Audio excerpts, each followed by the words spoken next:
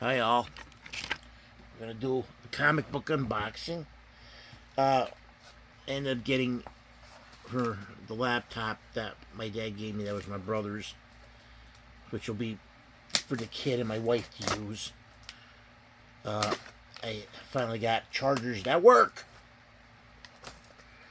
The last charger that I bought on eBay didn't want to work, so I'm like, okay.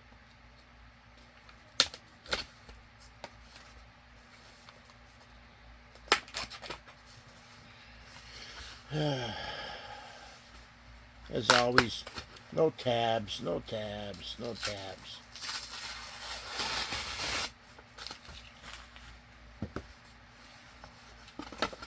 But I got,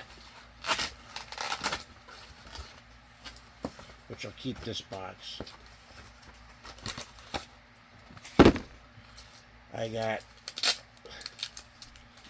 Fantastic Four #1 gold foil signature Marvel Comics Sir Jim Lee. Yeah, number 1300, limited edition numbered. You want to know something? Anything that's numbered, you can't go wrong in buying and investing in. That's why I get a kick out of all these people that, oh, I'm going to go get it slabbed. Well, you know what you're going to do? You get it slabbed, it comes back 9.6. Well, guess what? Say there's 100 of them. Say another 100 people get them slabbed and they all come back 9.6. Well, guess what? Now you got 200 9.6s out there. Basically, all you're doing is driving the price down.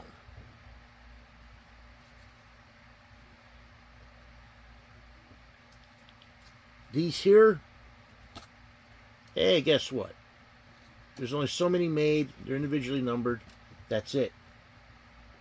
It's not like I'm getting them graded and creating more. But I'm happy with this. I finish off Fantastic Four Volume 2. In fact, I need only one issue to finish off Iron Man Volume 2. So, happy about that. I was going through some old videos. I forgot some of the toys I owned. And I've been kicking around. My goal has always been, I'm not in it for me. I'm not in this collection really for me. I'm in this to share. I don't want a store. I always said I wanted a museum. I think I'm actually going to start a GoFundMe or whatever the hell it is. You know, one of those things where if I can come up, people donate me to get a building and to get stuff where I can display everything and actually open it to the public. I think that's what I really want to do. Of course, I'll have a store for the doubles and everything. I got doubles of. I want a nonprofit. I want to turn it into a nonprofit. Because I see all these guys who have these YouTubes, but you know, it's selfish. You're only doing it for you. I want this to outlast me. And I want it to outlast my kids. I want this to become like itself an entity that keeps breathing way beyond. And like I have pictures of me when I was a kid with some of the stuff. I plan to put that next to some of the stuff. And I asked, my buddy Lou if he had pictures like from when he was a kid. He doesn't want his picture out there. But I'm gonna ask people if I get any donations, if people donate me toys and stuff. You know what? If you have a picture of it with you as a kid playing with it, give me the picture. Give me a copy of it. I'll put it next to the goddamn thing. I want those memories because most stuff now ain't made for kids. It's they're children, but you know what? Collectors. This stuff means something to me. This stuff was part of my childhood. Like when I got these. I had the Batmobile. I had the Spider Copter. I had the Batcopter. Once I find the Spider-Man, I had this motorcycle. That's why when I saw it there, and I'm like, hey, I still have the Spider-Man for it. So this will be complete. And I had the Supermobile when I was a kid. That's why, and then I have this case that I put aside. These are actually stuff that me and my brother still had. The Army stuff was my brother's, and the Darter racing car was my brother's, but the other cars were mine. And once I start going through everything and getting it all out, because somebody asked me, like, what am I going to... I want to share everything. I want to display everything. Kids, and I already know I'm going to let kids in free. And I keep thinking about this. I was telling Lou, I said, you know what, I would love to have it, like, become massive. Get reproduction cars. Every 4th of July, Millville has a 4th of July parade. It'd be nice to have the Batmobile, Ecto-1, the DeLorean, repros. I don't even care if they're repros, as long as they look them in the parades.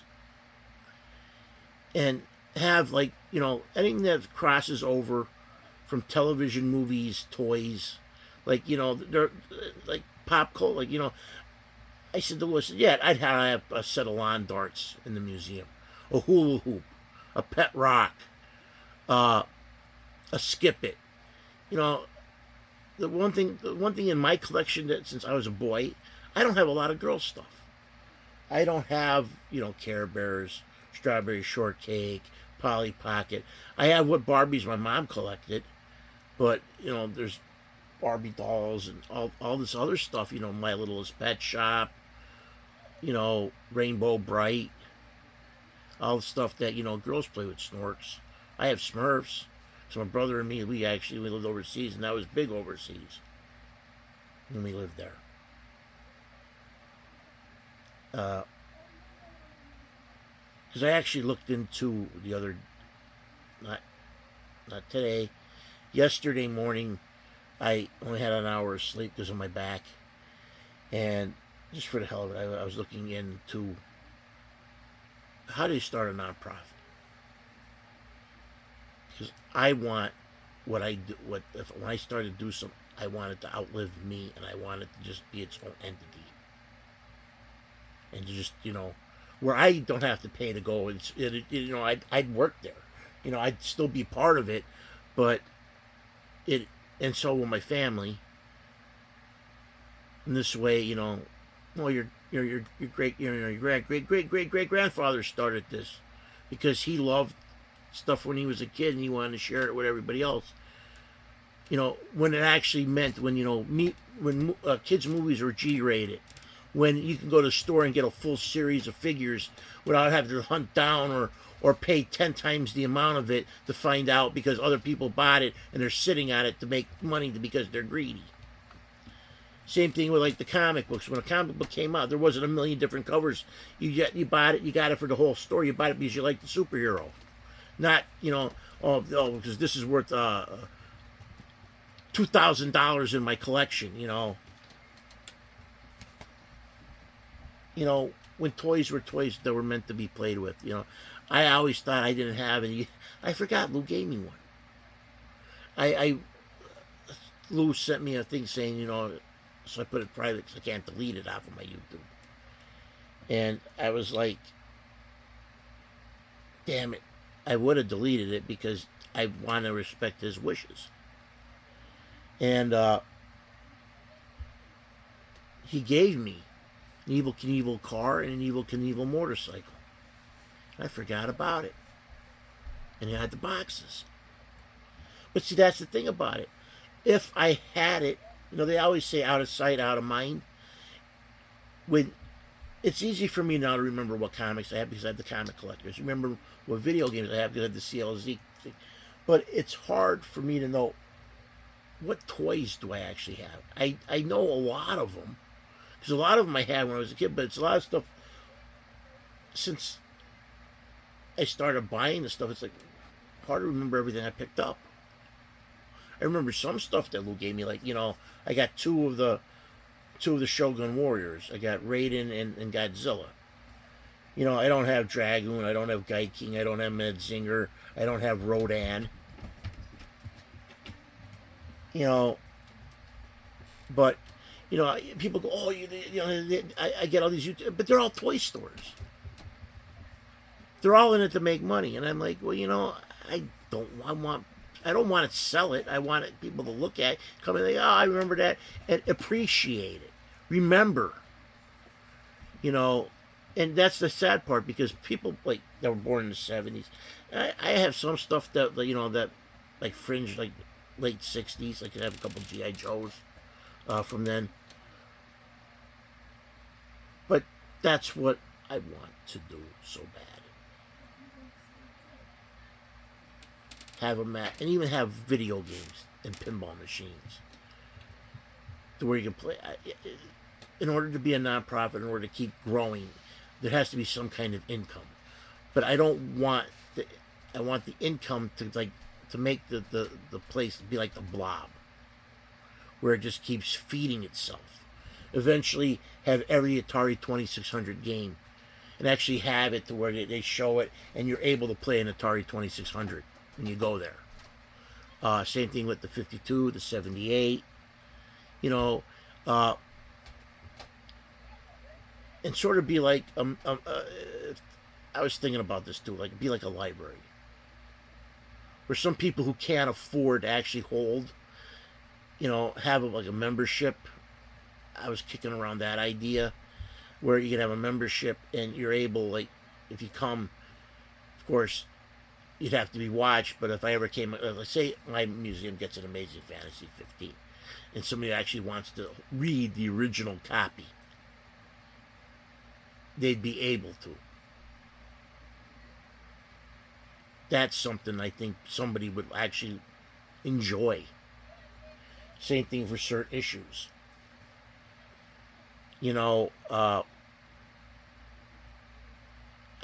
keep thinking about, what can a museum slash display, thing like that do to make it better, to be interactive. Like have display cases for like the '80s cartoons. Like say I do Mask. I have a nice lit up display above it that says Mask, and then have a little TV monitor where it plays the Mask cartoons. These are all things that I kept thinking about, and that's exactly what I want to do. Of course, somebody's probably going to steal my idea and run with it, or because I'm sure somebody's got something like it somewhere, or close to it. But I want to make it all encompassing. I want to be able to where kids can come, have an interactive thing, and actually learn something too. Where cosplay, you can come here dressed up as a thing, have statues you can get your pictures taken by. Too, of like, a big nice, like when me, Hippie, Brian went, and Cougar Comics went to the comic book cafe up in the Buffalo area, and they had like life-size Spider-Man statue, life-size Hulk statue, life-size Captain America. You can get your picture taken by him. And plus people who've dressed up as cosplay. I don't want to end up like a stupid San Diego Comic-Con where you have to pay for 3 days, and I want where you could come, pay a flat, kids get in free, period. They can look around. If I have a shop that sells doubles, just like I said, then maybe I'll, that's fine.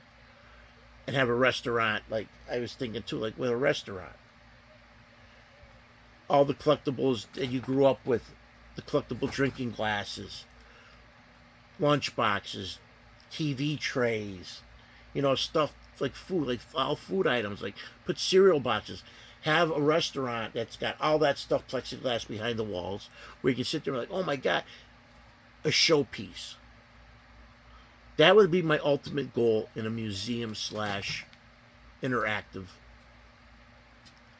Video games, a quarter. How it was back in the day, you pop a quarter in. That. I, I'm sure people out there would, because I know there is a video game museum just for consoles. There is a pinball museum just for pinballs. There is an arcade. But I want totally encompass everything, because to me the pop culture, the way everything is, it's all interconnected, and I would like to have that shown in a facility. You know, where people can come, and just reminisce, and be able to, enjoy it. I mean, I haven't been doing this for my own, I want this bad. I got 600 board games, over 2,000 video games, but I have 22 systems. I have television shows, movies, you know, glassware. I have the original cash register was in my grandfather's bar. Throw that up there because that's nostalgia. You know, I got soda cans, beer cans. That represent the local area here in Pennsylvania. Like because where I'm located, you have Pittsburgh and Philly, so I have like Philadelphia cans, Pittsburgh Pirates cans, Eagles, Steelers. But then I also have some local like RC Cola. I have the whole RC Cola baseball. Now I don't have football, basketball, which who knows down the road if this actually takes off, will I have them? Damn tootin', I would try to finish them out because that's part of nostalgia and pop culture. Uh, you know, I look at all that. Like I got a can of Billy beer, 1970s. Carter's brother. Uh, that's what I want. And I know I'm not. I probably won't get. And I tell you right off the bat, a lot of new stuff, I won't buy. These 101 stuff, I'm like, nah. That's for people that got nothing better to do with their money, that are millionaires, or make $100,000 a year. I I've been collecting since I was a kid, and I don't. Back when I started when I was 15, I don't think I made 8 grand in a year working part time. Uh, Maybe. But I always stuck my money into my collectibles, and it was always for me to finish off full runs, full series as best I can. You know, Back when I started, I read a lot. Uh, I watched a lot of movies. I basically stayed home. The longer I've been collecting, it's harder for me. It's actually I haven't read a I haven't read a comic book in 3 years. Last series I read was Satellite Sam, and I really enjoyed it. Uh, I want to read, but it's just trying to find the time with the kids, trying to keep this house straightened out, running them, doctor's appointments, my back. The last 2 days I got 3 hours of sleep.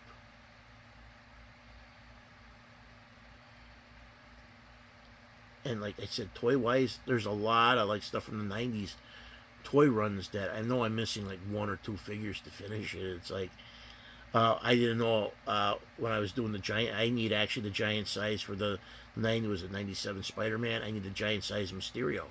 I didn't know they even made one. Eventually, what I should have to do is get a checklist thing and finish off what I need for certain series. That's my goal in life. Not to buy and flip. If I do buy collect, eventually, if this starts and it takes off, and I end up having like a store to sell the doubles or what I pick up, that's when, to me, stuff. I also have a thing when it comes to selling stuff. Nothing is good if it sits on a shelf. If you have a store. If you have a museum, that's a different story. That's what's supposed to do. To be seen. To be appreciated. A lot of these comic book guys that come in and they want, the whole point of being in business is to make money. So say I get Amazing Spider-Man 300. Say I pay $100 for it. I don't even know what it's going for. Because like back in the day, it was a $300 book. Say I paid $100 for it.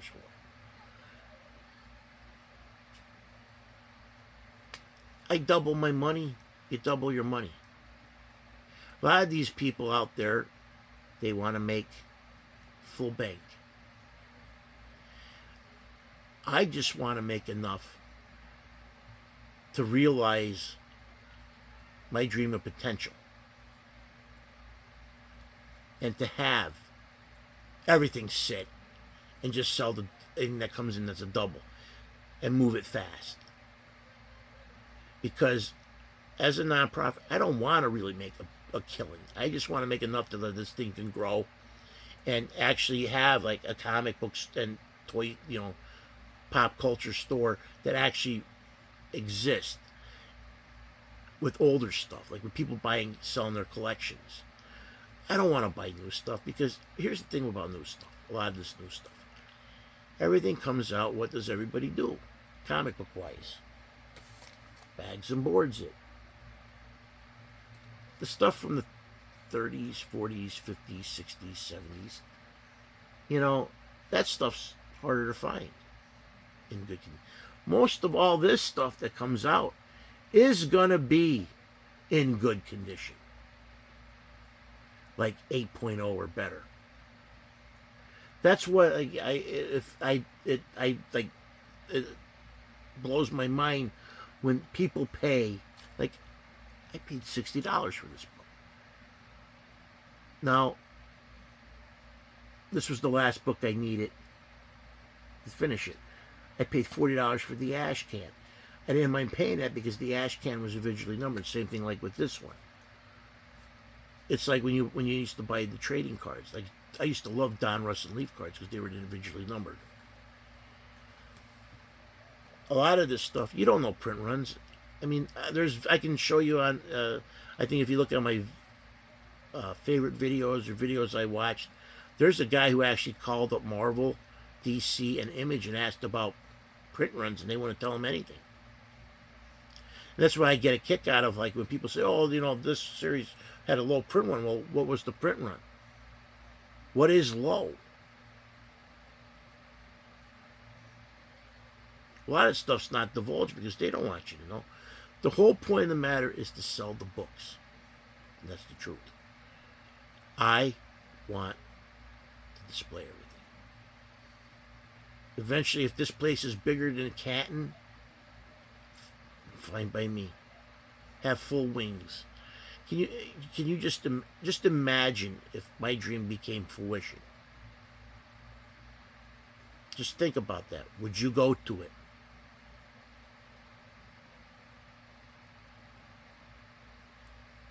I would love to see like a massive. I've been to Cooperstown. I enjoy that. And my buddy Lou says every so many years they change the stuff up. And I'm like, yeah. And I think with me, that'd be hard to do because I wouldn't want to change stuff up. If I have the entire run of Spider-Man 1 through, I forgot when it ended. I'll just do Green Lantern, 1 to 221. They're all going to be behind plexiglass, right? 1 to 221. And whatever the annuals were, boom, volume 2. I have 2 issues of volume 1. Boom, there. You see the covers. You'll see how all artwork changed. Who's the artist? Maybe have little cards. Penciled. The story. Have like a little biopsy and like a little thing underneath, printed underneath the comic book. Because I want to give credit where credit's due if I have a museum. And actually with every hero have a thing and actually give a history of the hero. and his villains. So this way, like I said, interactive, where when you go, boom, boom, boom, boom. And I'm sure somebody who's got big pockets is going to see this video and decide they're going to do it themselves. Because I'm sure there's somebody out there that could afford doing this and will do it. Because if people go to Comic Cons and do that, why not go to a comic book museum, a pop culture museum? Give me your thoughts. And that's it for this video. And as always, I thank everybody out there for viewing, subscribing, and liking. King Joe out.